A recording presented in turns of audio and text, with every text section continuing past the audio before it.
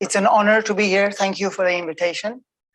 My name is Pouya Movahed, and I work at Lund University. I have no conflict of interest.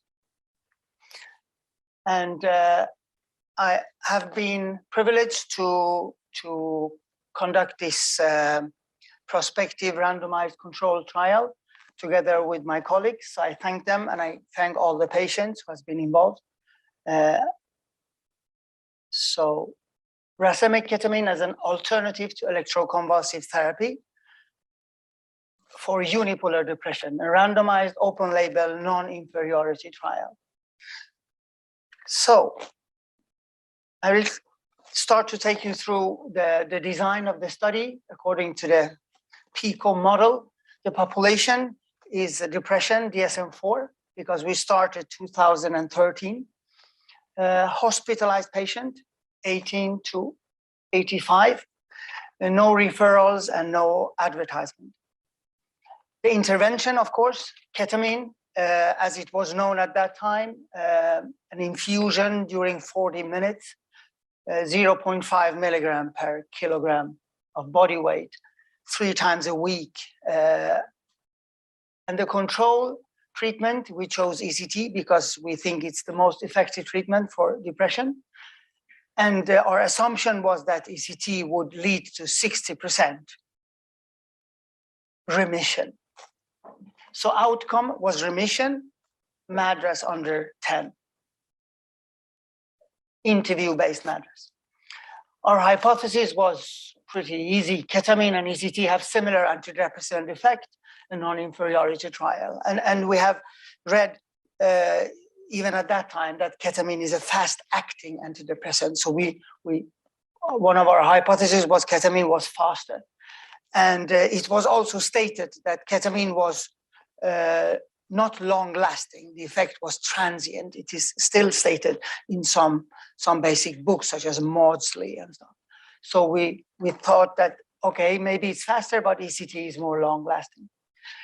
And we evaluated the patient, of course, at the baseline and every day after each treatment, but also 1 week post-remission and 3, 6, and 12 months after.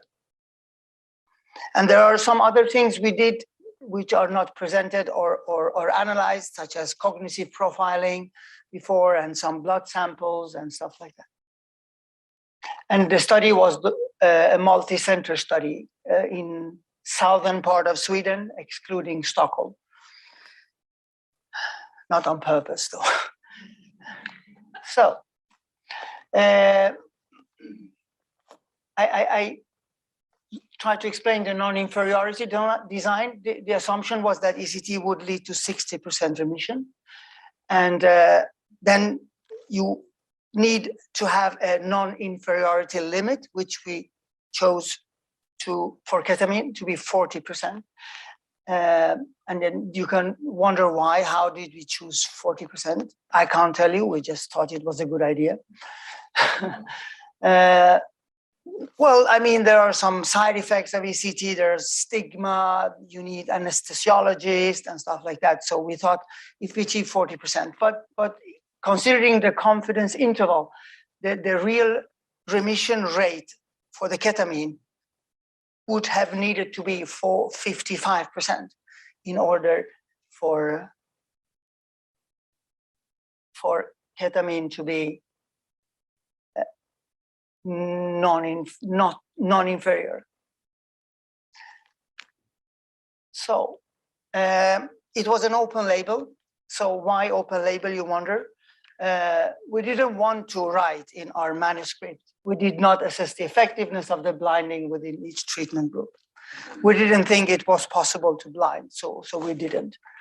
Another relevant question is why? What about the assessors?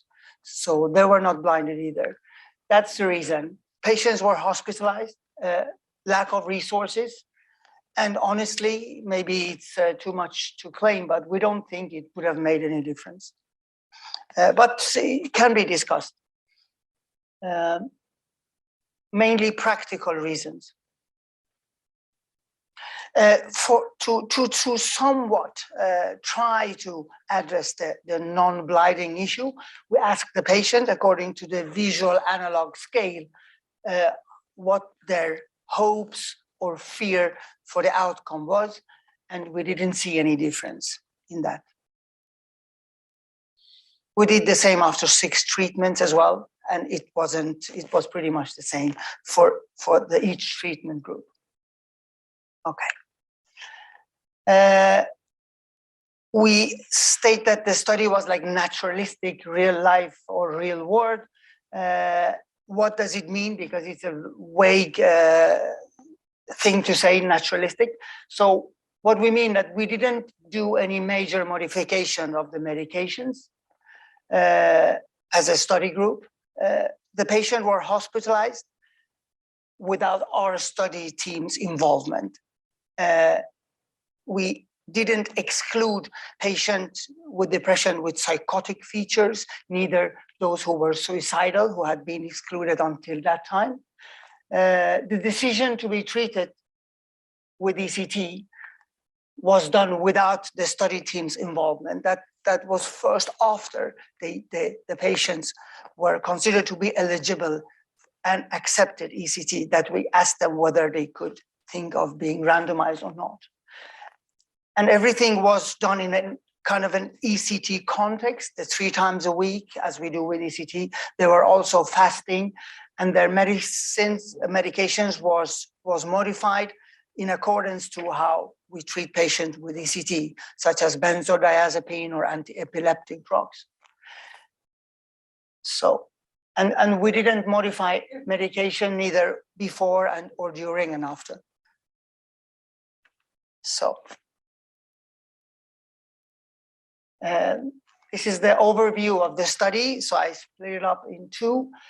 622 patients were screened. They were scheduled for ECT, assessed for eligibility, and 283 of them did not meet the inclusion due to different reasons, as it's visible here, such as bipolar disorder, coercive care, primary psychosis, like schizophrenia or schizoaffective disorder. So almost 340 fulfilled the inclusion criteria, and 140 of them declined to participate, and 199 were included and randomized. But those patients who are included in the analysis are less than 199, because we only included patients who at least received 1 infusion in the analysis. So 13 patients were excluded after the randomization for different reasons. For example, one patient who really obviously wanted ketamine was randomized to ECT, and she poured coffee over me and was very angry. So she was excluded. Maybe she shouldn't have been included due to 17 severe personality disorder from the start. And then of those who were randomized and received at least 1 treatment, so we had 95 patients receiving ketamine and 91 ECT. So in the design, it was included that we shouldn't treat patients who hadn't responded. We called it partial response, 25% decrease in MADRS within 6 treatments. Then they would be excluded from further treatment. Of course, if they were treated with ECT, then according to the normal clinical standard procedure, they would continue receiving ECT, maybe with some modifications. But the ketamine patients, they were stopped. But if they had at least 25% decrease in MADRS, they would continue to further receive 12 treatments, up to 12 treatments, or until remission. And remission was defined MADRS lower, but also pertaining low MADRS over at least the first visit, saying 1 week after remission. But it was other obvious things that were included in our clinical judgment, because the patient were hospitalized. We didn't we weren't involved in whether they were released from the hospital or not and stuff like that. So, and then we have the results. 44 patients achieved remission in the ketamine group and 51 in the ECT group. As you can see here, 21 patients discontinued treatment before they received 6 treatments in the ketamine group, whereas 4 discontinued treatment before 2 weeks. And it was mainly due to adverse event and a few serious adverse event and a few non-compliant. They had 8 dropout also in the ketamine group. So there are a lot more. And of those who achieved remission, we followed them for 1 year, and we managed to follow all of them except 1 patient in the ECT group who didn't want to, wrote us a letter. Didn't want to. Okay. So the first results are pretty easy to look for yourselves. MADRS is a 60-point scale, depression scale, and every dot represents 1 individual. So what this shows is that ketamine and ECT both reduce MADRS significantly, but ECT is even better. So over time, we can see, let's see if this works. This is the remission rate from baseline, and this is the rate of patient in % who achieve remission. And we finally here see that 63%, our assumption was 60 with ECT, that 63% achieve remission in the ECT group, and in the case of ketamine, 46%. So it is, as we thought, 40%, but ketamine is not non-inferior due to the confidence interval, as I told you before. So the confidence interval of ketamine, 46%, it crosses the non-inferiority limit. So in other words, ECT is better. We followed the patient for 1 year, those who achieved remission. And here you can see over time that what we were mostly interested in is whether there is any obvious difference. Is it that ketamine per se has a kind of, that it has a transient effect? And we couldn't see that. There is no difference between ECT and ketamine. So over time, patient relapse, but there is no difference between the group, proportion of them in remission. The adverse event, I have shortened the huge adverse event table and cherry-picked some of the adverse event. What is pretty obvious is that there are many different adverse events between ketamine and ECT, which is not surprising at all.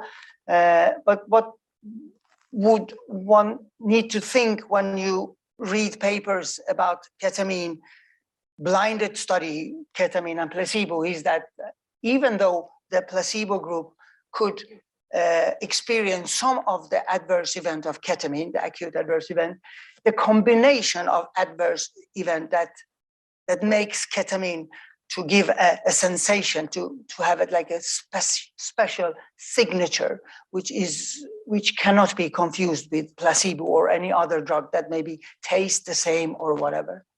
There are not so many patients who can feel that they are getting raised from the bed or their legs are longer, and at the same time have blurred vision and diplopia and vertigo, which is a very common adverse event. But what is interesting with ketamine, the adverse events are not long lasting. They disappear once the ketamine once the body has get rid of ketamine. So Important to say that we have done some post hoc analysis. We divided the cohort in 18 to 50 years and 50 above to 85. Why did we do that? It's like 50 years. We just did it. We just decided that it would be a good idea. So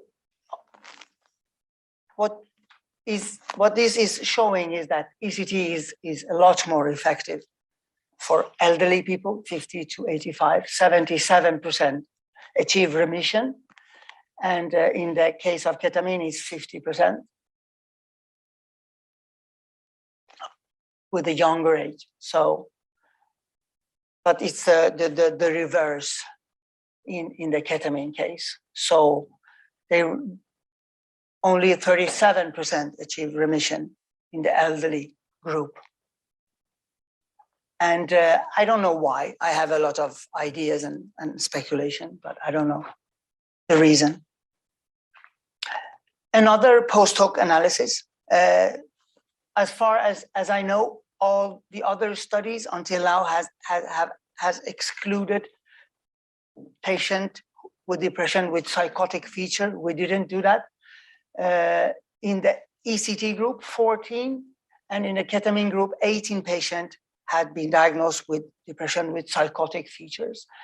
And the final MADRS score between the ECT and the ketamine group is a pretty big difference, 10 point and 19.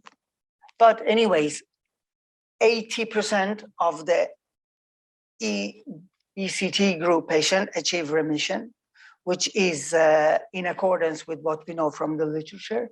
But what is surprising, at least a little bit, that 50% achieve remission with ketamine treatment as well. And there was no statistically significant difference, which is a pretty useless statement because the number of patients are very few. So it doesn't mean anything.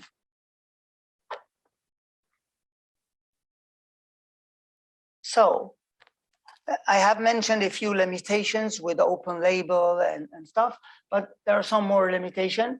Of those patients who declined, some patients declined because they told us that they had ECT before and they wanted to have their treatment and go home. There were not so many, but anyways, it could have skewed the bias towards ketamine. But on the other hand, many patients from the ketamine group, as you see, dropped out, let's say prematurely. And if they would have tried to continue with the treatment, maybe a few of them would have achieved remission as well. It's hard to know, but yeah. So in summary, this is the first randomized clinical trial with an adequate sample size that compares ketamine with another active antidepressant treatment. ECT is superior to ketamine infusion, both in terms of higher remission rate and greater reduction of depressive symptoms in hospitalized patients suffering from depression. So in the absence of a fast onset antidepressant effect, remission can be attained if multiple ketamine infusion are administered. So that was a bit surprising for us. We didn't see that miraculous fast-acting antidepressant effect in our cohort. Similar proportion of patients remitting relapse during a 12-month. So ketamine, as we can see, is not per se transient. The effect can be long-lasting. Racemic ketamine is safe and effective for treating depression, including depression with psychotic features. So it's not always so easy to convince hospitalized patients with psychotic features to be treated with ECT. In general, sometimes it's hard to convince anyone for ECT, but and older patients seem to be less responsive to ketamine, whereas younger patients seem to respond as well to ketamine as to ECT. So Thank you. Thanks for being on time. So, plenty of time for some questions from the audience. Yes, over here. Hi, I'm Maxima from Mexico. This is a question. The ketamine was given 3 times per week. Many centers use twice weekly. So, what's your hypothesis? Had it been twice weekly, do you think the difference would have been marked? If we would have compared ketamine twice a week with ECT thrice a week, I think it would have been beneficial for the ECT group. I think the number, we know that the number of treatments who were required to achieve remission was the same in both groups. And if the assumption is that ketamine and ECT has some kind of cumulative effect, then you would only prolong the suffering, I think. 2 questions. Did any of the patients who were psychotic get worse with ketamine? I know you said they didn't. They all 50% did well. No, no. And to clarify, did you say that after the 12 infusions for the subsequent observation period, there was no more ketamine, but the ECT patients could get maintenance ECT? Exactly. Yes. Were there other antidepressants roughly the same? Yes. So when you adjusted the ECT parameters, were they fixed throughout the study, or you were able to adjust them? We were able to adjust as fit. And why would you adjust them? Due to bad seizures or too short seizure is the main outcome we look at when we treat patients Do you have any with ECT. concerns that you having a fixed dose versus changes in parameters that might affect some of the results? Yes, I think if we would have a fixed ECT parameter dose, then it might have been less patient who achieve remission. Do you know any?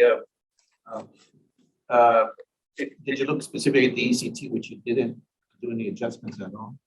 Versus ketamine, kind of fixed dose versus fixed dose? No, we haven't done that. No. First, congratulations. This is the type of research that really needs to be done. We can get large samples in a relatively short period of time, which is great.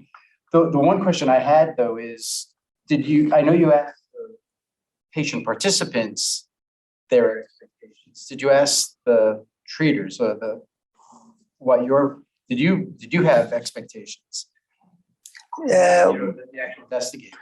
It's easy to say that as scientific people, we didn't have any, but of course we had. I guess we had. See, in dropout rates. Yes. We're running a large study in the US too, like this. And if anything, the dropout rates are flipped the other way. So I just wondering how much is really based on the expectations of the investigators. I will elaborate a few sentences on the dropout.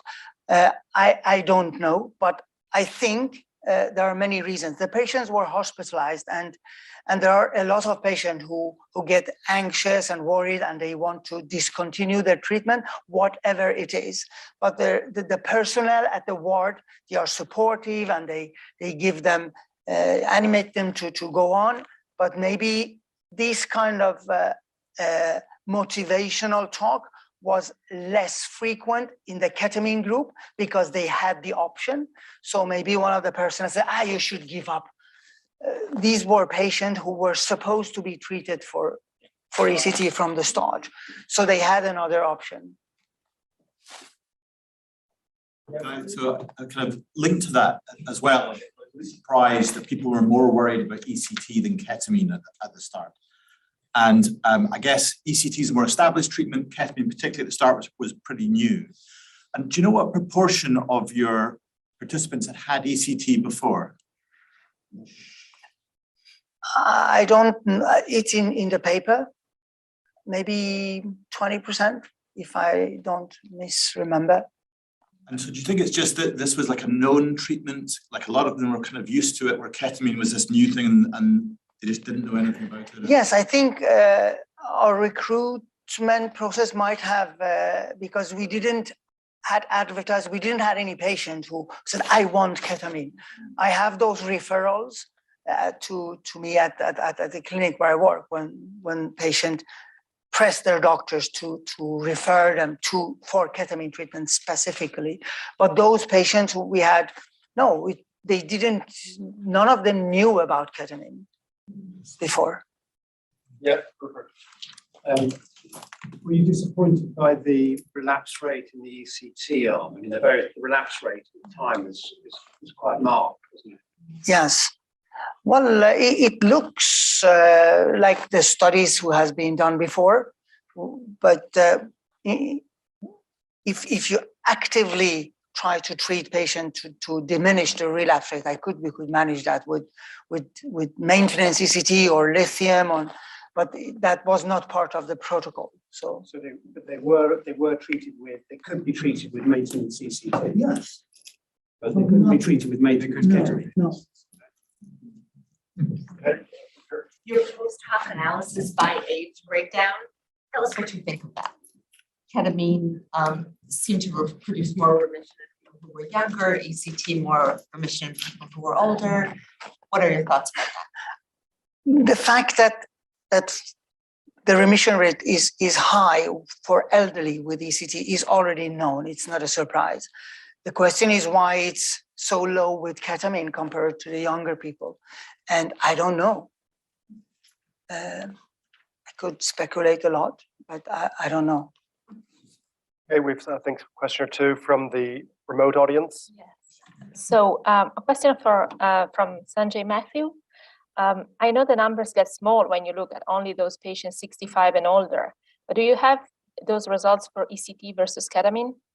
65 plus, of course, was the age for one of the ketamine phase 3 trials, which failed to show an overall effect. We have the result, but we haven't looked at it. It would be interesting.